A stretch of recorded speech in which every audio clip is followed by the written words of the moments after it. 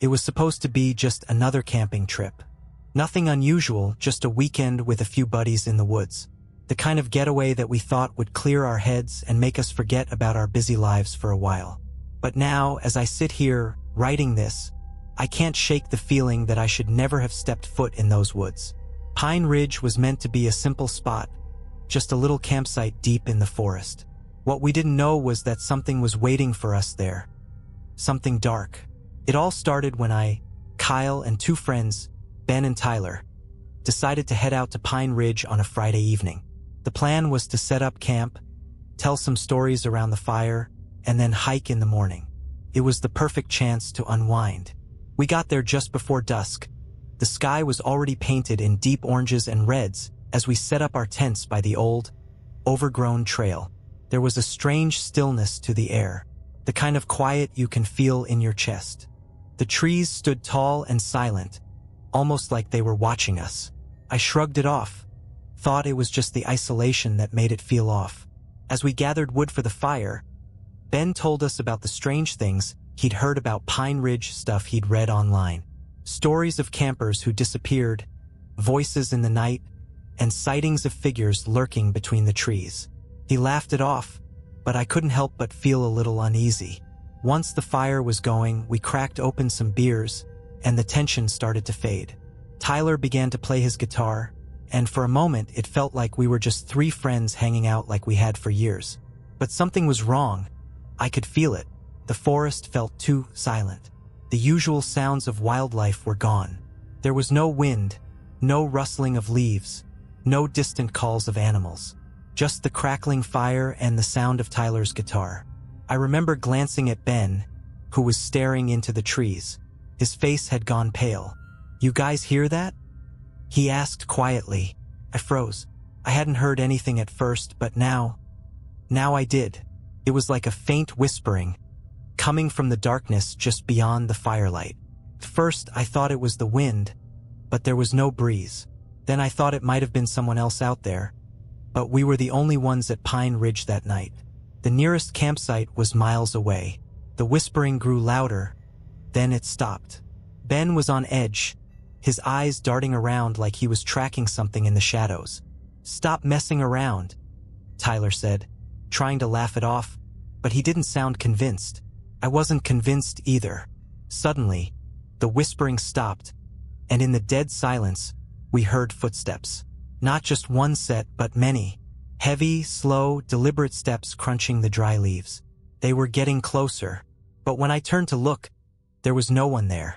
I felt a chill creep down my spine, and the hairs on the back of my neck stood up. "That's it, we need to get out of here," Ben muttered, his voice shaky. But Tyler, ever the skeptic, told him to calm down. We had no reason to be afraid, right? It was just the woods playing tricks on us. Still, I couldn't shake the feeling that we were being watched.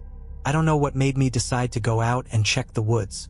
Maybe it was the growing tension, or maybe I just wanted to prove to myself that nothing was wrong.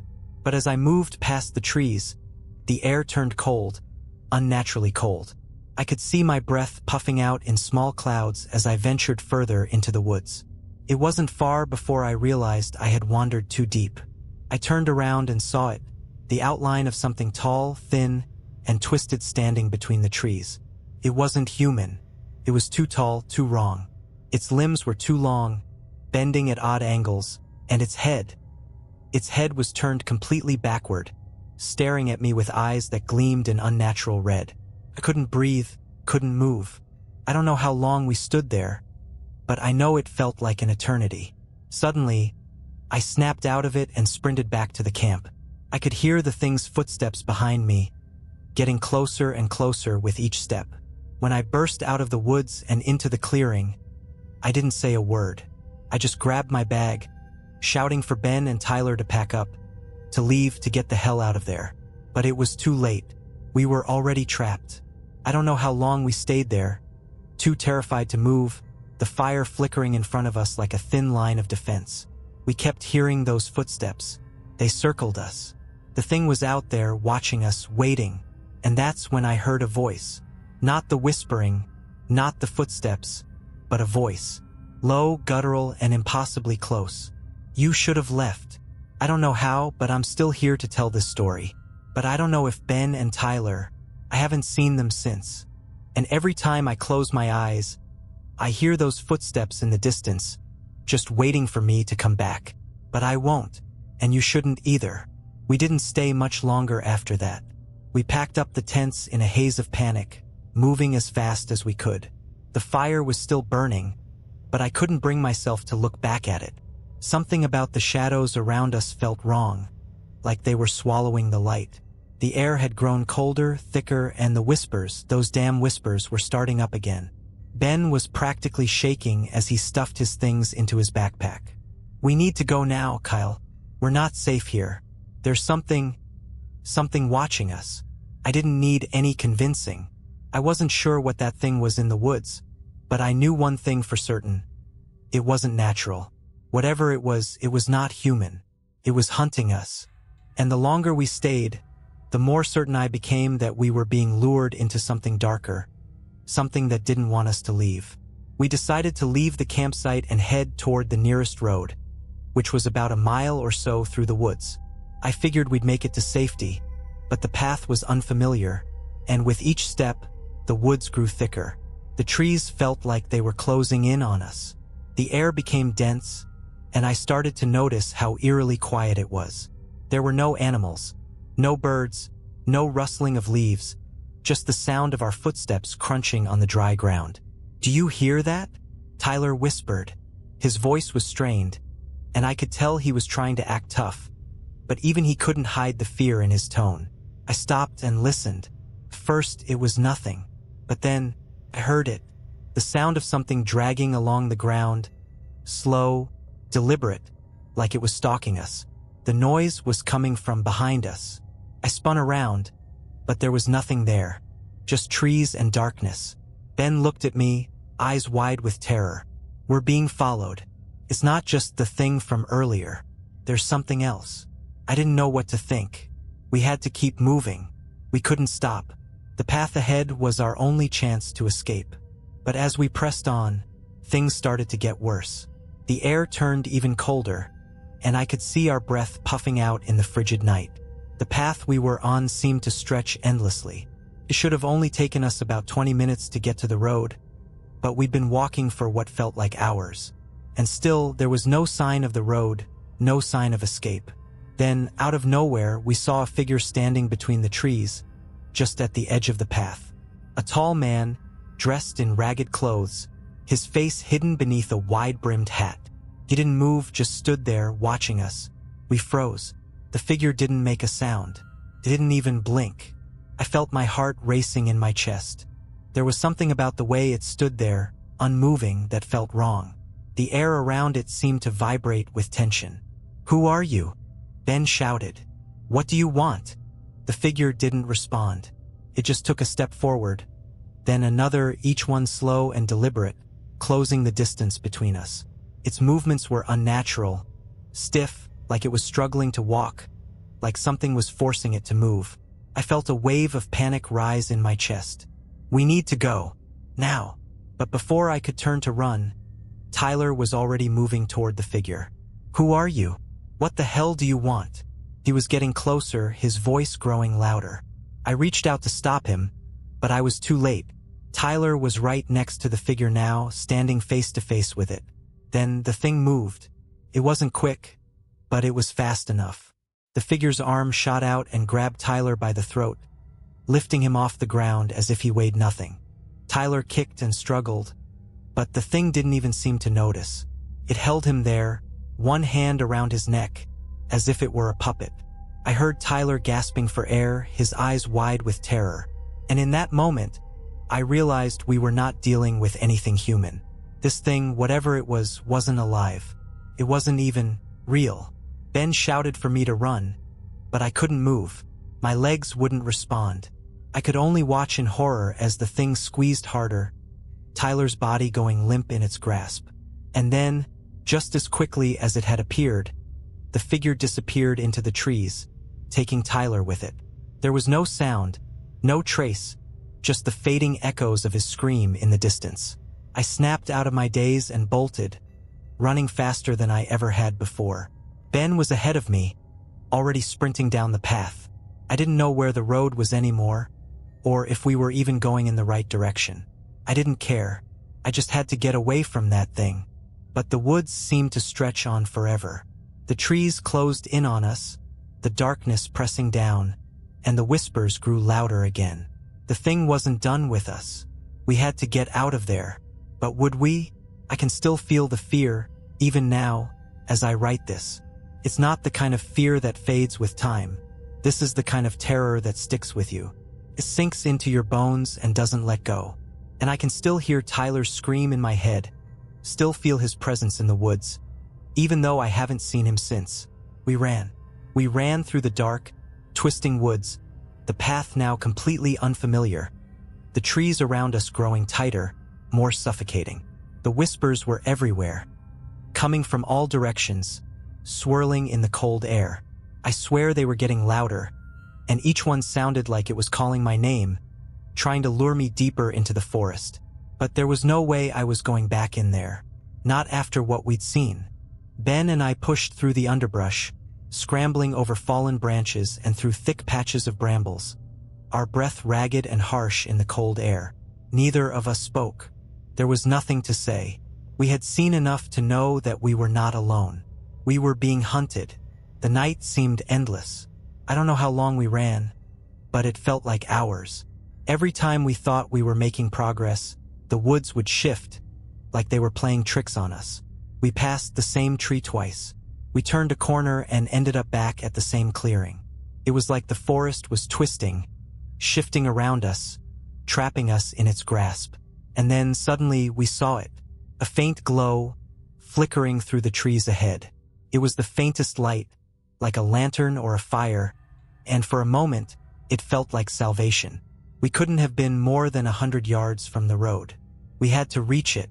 We pushed ourselves harder, stumbling forward, the glow growing brighter with each step. But as we got closer, I felt a cold wave wash over me. Something was wrong. The light wasn't moving the way it should. It was too steady, too still, as if it had been there for hours, waiting for us. It didn't feel like a fire, felt like a trap. I reached out to grab Ben's arm, but it was too late. He was already moving forward, drawn to the light like a moth to a flame. "Ben, don't," I whispered, but he didn't hear me. He was already walking toward it. "Ben," I shouted, but he didn't stop. He was almost there. And then, the light flickered, and something in the shadows shifted. They stepped into the light. It was a group of them, tall and thin, their bodies twisted in ways no human body should bend. Their eyes glowed an unnatural red, and their faces were obscured by shadow, like the light was too afraid to reveal their true form. Their limbs stretched out unnaturally long, impossibly so. I wanted to look away, but I couldn't. It was like they were calling to me, pulling me in with invisible strings. "Ben!" I screamed again, but he didn't turn around. He was already within reach of them. The things reached out, long, bony hands stretching toward him. I couldn't just stand there. I ran toward him, my heart hammering in my chest. But before I could reach him, one of the things turned its head toward me. And when it looked at me, I felt it in my soul, pure, unrelenting terror. It wasn't just looking at me. It was inside me. I felt its presence invade my mind, clawing through my thoughts, whispering things I couldn't understand. Then there was a sound like a loud crack, and Ben screamed. It wasn't the scream of a man. It was the scream of something being torn apart. His body jerked violently, his arms and legs snapping in impossible directions. The thing in front of him didn't let go, though. It held him, squeezing, crushing the life out of him, until his screams became a gurgling sound, and then nothing. Couldn't breathe. Couldn't move. All I could do was watch as they tore Ben apart. And then, once it was done, they turned their attention toward me. One of them stepped closer, its face still hidden in the shadows, but I could feel its eyes on me, its gaze cold and calculating. That's when I realized something. I wasn't going to make it out of there. I wasn't going to survive this. But then, by some miracle, I saw it. A flash of light in the distance. A beam of headlights cutting through the trees. A car. Someone was coming. Someone from the road. The things noticed the light too. For a moment, they paused, looking toward it as if they were deciding whether to continue hunting me or vanish back into the shadows. I didn't wait to find out. I ran, faster than I ever thought possible, pushing through the last of the trees and stumbling onto the road just as the car's headlights flashed across the clearing. The driver slammed on the brakes. "What the hell are you doing out here?" he yelled. I didn't answer. I just collapsed against the hood of the car, gasping for air, my heart still racing. Behind me, I could hear the faint whispers, the sound of the things moving through the woods, but the car's headlights seemed to push them back. I didn't look, couldn't. I didn't care. The man in the car pulled me inside, his hands shaking as he asked what had happened. I didn't tell him about the things in the woods, about what had happened to Ben. Couldn't. No one would believe me. I'm here now, writing this, but I'll never forget what happened that night. And if you ever hear about Pine Ridge, if you ever even think about going out there, don't. You're not alone in those woods. And whatever's out there, it doesn't want you to leave. I wish I could tell you that the horror ended when I left Pine Ridge, that once I was safely away from the woods, everything went back to normal. But it didn't. In fact, it only got worse. The thing is, after what happened that night, it felt like a part of me stayed behind, trapped in those woods. You might think it's just the lingering fear that my mind is playing tricks on me. But I know what I felt, what I saw, and it wasn't just in my head. Something followed me out of there, something that shouldn't exist. When I returned to my apartment in the city, I tried to move on. I tried to forget about Ben, about Tyler, about everything that happened at Pine Ridge. But every night it was the same. The whispers, the rustling just outside my window, the feeling of being watched.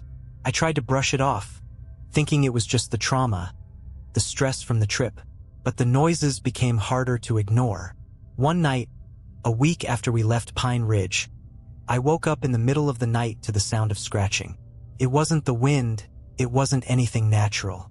It was like claws scraping against metal, moving slowly, methodically. I froze. My heart raced as the sound grew louder, moving across my apartment as though it was getting closer, circling. I tried to tell myself it was just the pipes, or maybe an animal outside. But I knew.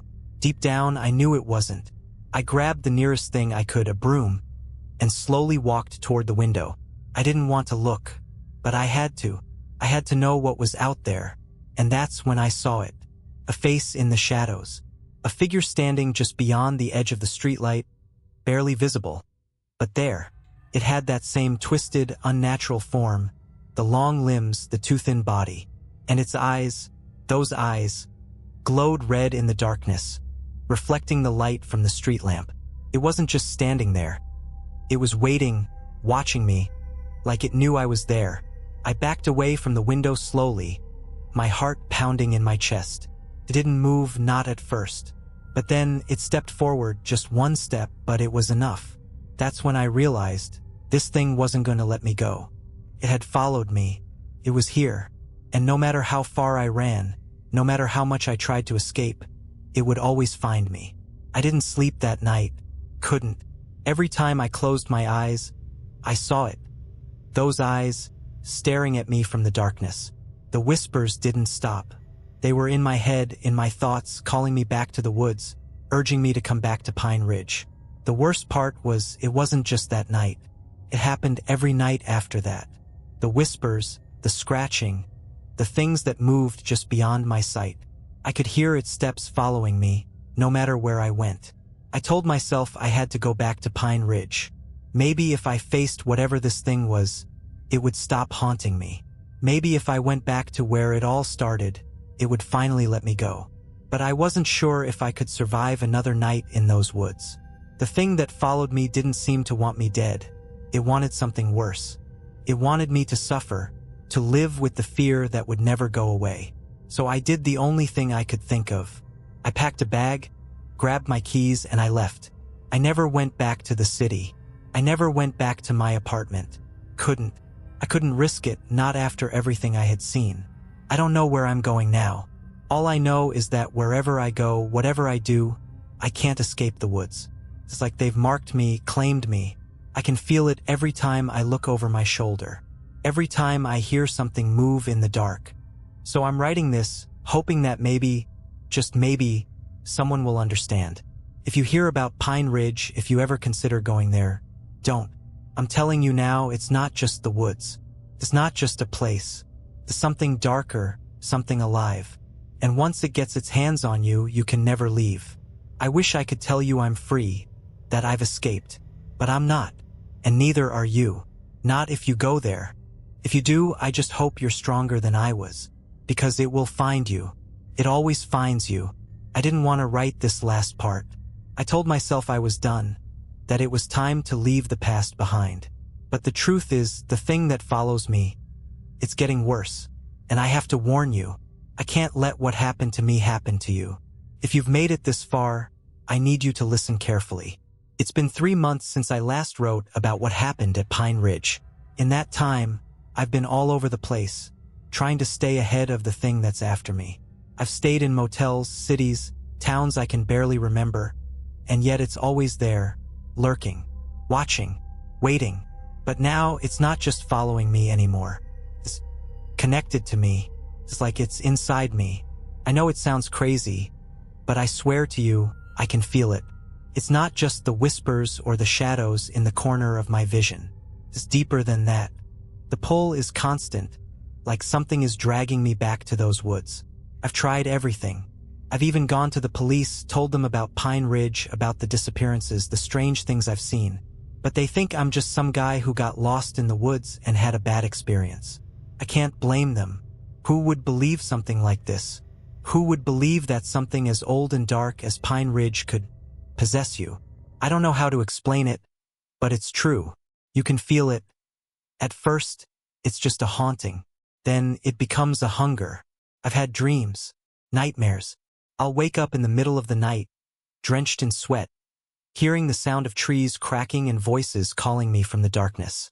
Sometimes I'm back at the campsite, and other times, I'm standing in the woods, surrounded by them. The things, the figures. They're always there now, always watching, even in my dreams. Their faces are still shadowed, but their eyes, they glow red. It's like they're waiting for me to come back. Like they want me to give in, to return to where it all began. And I can't. I can't go back. Not even if I wanted to. But the worst part? I'm starting to forget. I'm starting to lose track of time. My memories are slipping. I can't remember when I last ate, when I last slept, or when I last saw a familiar face. It's like the thing in the woods is erasing me, bit by bit. And the more I forget, the stronger it becomes. It's not just a haunting anymore. It's taking me, piece by piece. Every night, I can feel the weight of it in my chest. I feel it pulling me back to Pine Ridge, to the place where it started. But every time I try to leave, to outrun it, it pulls me closer, closer to the point where I won't be able to escape. I can't outrun it. I know you're probably thinking, why don't you just tell someone? But I can't. It doesn't work that way. I tried. I tried warning others, but all they see is a man desperate for attention. A guy with too much time on his hands, playing into his own fear. No one will believe me, and if I tell them too much, it will find them too. But the thing is, it wants me to tell you. It wants me to make this warning because it knows it will only get stronger. It feeds on fear, it feeds on memories, and it feeds on the ones it claims. Pine Ridge is just the beginning. It's bigger than that now. The more people it can get close to, the more it can latch onto, the stronger it grows. I don't know how it works, but I know it's coming for anyone who steps foot on that cursed land. And if you do, you might never come back. I don't know how much longer I have before I'm fully consumed by it. I don't know how much longer I can keep running from it. I feel it getting closer every day, a little tighter around my throat, a little deeper inside my mind. If you're reading this and you're planning to go to Pine Ridge, or if you've already been, I beg you, stay away. The woods are not just woods. They're not just trees and dirt. There's something there, something older than time, something that feeds off of you in ways you can't even imagine. If you go there, it will find you. It will follow you just like it followed me. And it won't stop until it has you. I've said all I can say. The rest is up to you. Just remember, it's not the woods you need to fear. It's what's inside them. And once it has you, once it's in you, you can't escape. You've been warned. It's taken me weeks to write this final part, and I'm not sure if I can even make it through without breaking. I've been on the run for so long now that sometimes I forget what it feels like to be normal. But I've made a decision. This is the end of the story, the final chapter. I can't keep running. I can't keep hiding. Every night it gets worse. Every day it gets harder to ignore the whispers, the sounds in the corners of my mind. The thing in the woods, it's no longer content just to stalk me. It's changing me. It's eroding my mind, my memories, my sense of self. But I think I finally understand what it wants. I've tried to outrun it. I've tried to escape, to find sanctuary in distant places, in other cities, other states. But no matter where I go, it follows. It's not just tied to Pine Ridge. No, this thing is tied to me now, to my very soul. And the more I try to escape, the stronger it gets. The more I run, the deeper its grip tightens around me. It wants me to face it. It wants me to return. I don't know what's waiting for me back in Pine Ridge. I don't know if it's just a place or if it's something else, something ancient, something older than human history. But I know one thing, I have to go back. Not for me, but for everyone else. There's a part of me that's already gone. A part of me that has been absorbed into whatever is in those woods. And it's trying to pull me back, piece by piece. But there's still something left in me. A sliver of resistance. I'm hoping, praying, that if I go back to Pine Ridge, I can find that part of myself and destroy whatever it is that's been following me. I've gathered everything I need. Supplies, a flashlight, a knife. I don't know if it will be enough, but I have to try. I left the city last night. The road seemed longer than I remembered, as though the forest itself was stretching out to meet me, drawing me in. I've been driving for hours, heading back to that cursed place, to the place where it all began.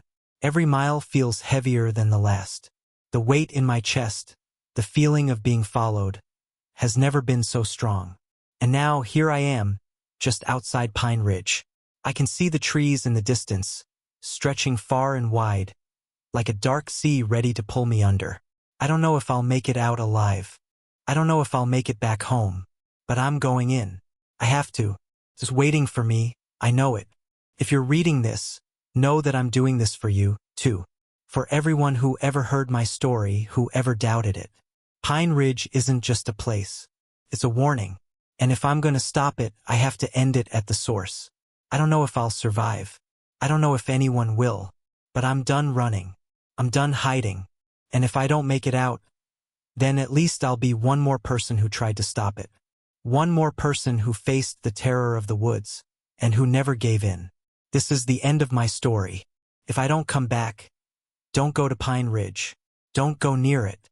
It's waiting, always waiting, and it never stops.